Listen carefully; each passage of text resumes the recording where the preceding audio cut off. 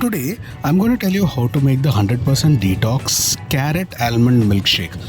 For this, I've taken 1 cup of carrots, preferably OT carrots because they're more juicy. I place them on a pan and now I'm going to nicely boil them using a glass of water.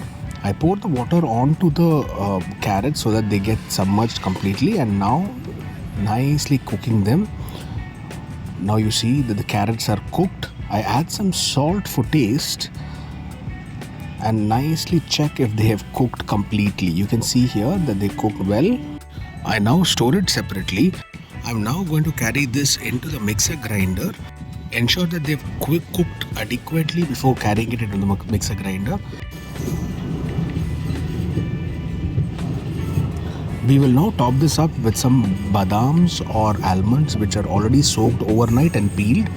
We also add a few elaichis for taste and then add water to submerge all of this. We also add some milk, and now this is ready to be grinded. Allow it to grind well, and now the juice is ready.